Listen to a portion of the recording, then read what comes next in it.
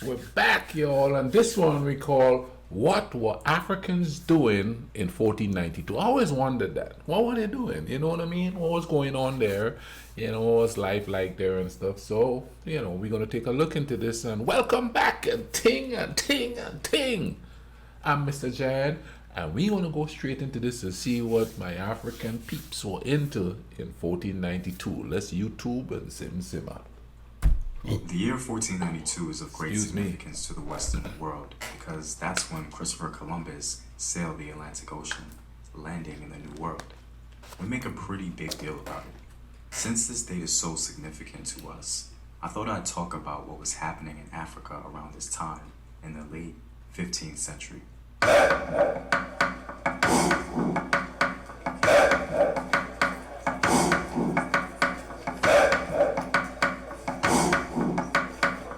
What up, African World? It's Home Team here, and I'm back at it with another video of African history, culture, and worldview. And as always, if you want to support the Home Team, you can do so on Patreon.com. I have some new rewards for you guys, so be sure to check that out. Also, go to Afrographics.com, a website where you can find unique illustrative infographics summarizing African history. All links to Patreon, Afrographics, and Home Team merchandise are in the description box below. First, I want to put some things in context. We all know that Christopher Columbus was not the first to sail the Atlantic Ocean, and many people now seem to be aware that other people also sailed the Atlantic. But seldom do we explore when Africans did so. It's said that an African king of the Mali Empire named Abubakar Keita II sailed the Atlantic Ocean long before Columbus, a whole century before him to be exact. Now, the success of his trip is a mystery, but the fact that he did this is well documented by Mansa Musa himself. The Arab-Egyptian scholar named Al-Umari, who spoke with Mansa Musa concerning how he ascended the throne, wrote down what the Malayan king told him. According to Al-Umari, this is what Mansa Musa told him. The ruler who preceded me did not believe it was impossible to reach the extremity of the ocean that encircles the earth. He wanted to reach that end and was determined to pursue his plan. So he equipped 200 boats full of men and many others with water, gold, and provisions, sufficient for several years. He ordered the captain not to return until he had reached the other end of the ocean, or until he had exhausted the provisions and water. So they set out on their journey. They were absent for a long period, and at last just one boat returned. When questioned, the captain replied, "O Prince, we navigated for a long period until we saw in the midst of the ocean a great river which flowed massively. My boat was the last one. Others were ahead of me, and they were drowned in the great whirlpool and never came out again. I sailed back to escape this current, but the Sultan would not believe him. He ordered 2,000 boats to be equipped for him and for his men, and 1,000 more for water and provisions. Then he conferred the regency on me for the term of his absence, and departed with his men, never to return or show any sign of life. In this manner, I became the sole ruler of the empire." Yeah, but can you imagine? I mean, that was kind of like the exploring of the universe. You know what I mean? Like, we down here, we don't know what's out there. No, centuries from now, are we going to be inhabiting those planets? And are we going to be arguing whether those planets are flat or round? Are we going to be, thinking there's more still out there to be explored? Are we always going to keep thinking that? But back in those times, man, going out there. I mean, I've been out in the ocean where there you see no land. That is the eeriest feeling on the planet. You know what I mean? We're land dwellers. You know what I mean? You're out there on this boat and you don't see a speck of land. That's a strange feeling. So imagine in those times when they don't have the same type of equipment that we have. I'm not saying they didn't have good equipment. They obviously did because he was able to sail back. But imagine you're out there. So it could be waves or something that took those ships, and he think it's a whirlpool because the waves are so huge because they were used to calm waters more than around where they live. And the idea that Africans they sail the ocean, they didn't say that they came to the land. Now they don't know if they made it because the ships didn't come back. And if they did make it here, how come we don't find artifacts of them or some kind of remnants of them being here unless they totally assimilated into the natives that were, if there were natives here, they assimilated into their culture. That's why there is no artifact showing. And it's kind of egotistical of us to think that on that side of the ocean there is civilization, but on this side of the ocean there's no civilization, which would go into how did those people get there? Did they get there before? Some people said aliens. I don't believe that. You know what I mean? I don't believe there's aliens until I see one. I'm not egotistical enough to think we're the only ones here, but I don't think they're checking us out. I want to see one. They say the lizard people and stuff. Until somebody go whoop, skin fall and a lizard come out, I ain't gonna believe that thing. You know what I mean? Because whether or not it's real, we still can't prepare for it. How you gonna prepare for that? What you gonna do? Let's keep going with this. Yeah, I went off track a little bit, but one thought just blossoms into several to try to understand humankind. You understand what I'm saying? In fact, Columbus himself was apparently inspired to take his third voyage because of hearing rumors of Africans sailing the Atlantic. According to the abstract of Columbus's log made by Bartholomew de las Casas, the purpose of Columbus's third voyage was to test both the claims of King John II of Portugal that canoes had been found which set out from the coast of Guinea and sailed to the west with merchandise, as well as the claims of the native inhabitants of the Caribbean island of Hispaniola that from the south and the southeast had come black people whose spears were made of a metal called ganin, from which it was found that of 32 parts, 18 were gold, 6 were silver, and 8 copper. See, this is a perfect example of history being told by those who conquered. You know what I mean? It totally left out this part of history that, the natives said that. Of course, too, you got to be skeptical of everything. Because I've always been skeptical of Christopher Columbus sailing the ocean blue and all that stuff. You know what I mean? Columbus and the people of the Iberian Peninsula of Portugal and Spain were very familiar with African people. In fact, the only reason that Columbus was able to sail to the Americas in 1492 was because the Spaniards had just taken back Spain from the Moors after 700 plus years of North African subjugation. Columbus was no slouch at all. He knew very well that the Moors had navigation skills as they sailed the sea to come to Spain to begin with. So Columbus took with him a Moor named Pedro Alonso Nino, who was the navigator or pilot of Columbus's first and third journey. Now, with all that context out of the way, what was going on in the rest of Africa around 1492 the brother upon the ship, huh? during the late 15th century? Well, in West Africa, the classical empire of Songhai was just in its first phases. The great founder of the Songhai Empire, Sani Ali, just died in 1492, but during his tenure, he was dismantling the Mali Empire, becoming the greatest conqueror king West Africa had ever seen. I did do a video on the Mali Empire, a series actually on the Mali Empire. It's pretty interesting. You all should check that out. Sani was the most powerful warrior king and had more soldiers than any of his predecessors. In his expeditions, he subdued many lands and became feared amongst his enemies. The Tariq el-Fatash, a book written by an African scholar at Timbuktu, had this to say about Sani Ali. Chi Ali was always victorious and destroyed all the countries that he chose. None of his armies in his presence were defeated. Always the conqueror, never defeated. Right under the vast Songhai Empire lie the Empire of Benin.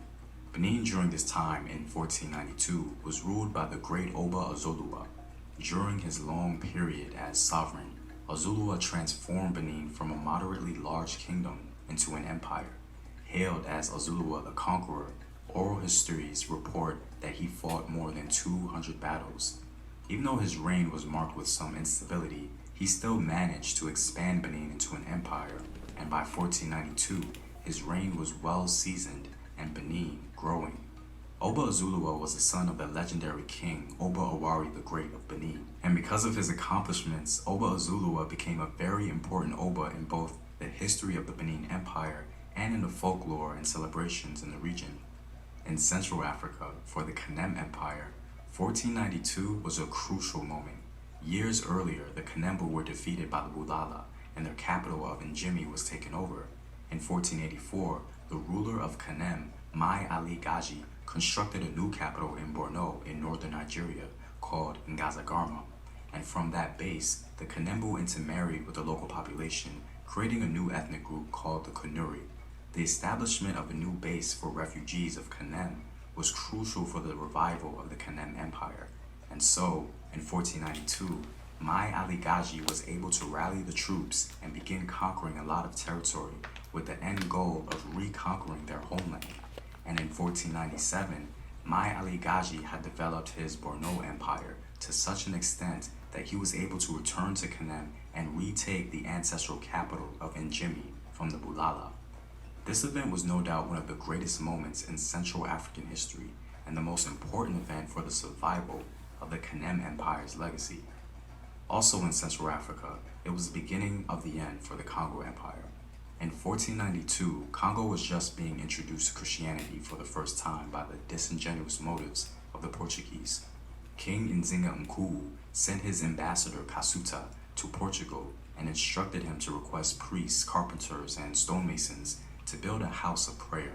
He also sent Congolese nobles and children to learn Portuguese and become Christians. In 1491, King Nzinga Mkuu of Congo was baptized and officially accepted Christianity.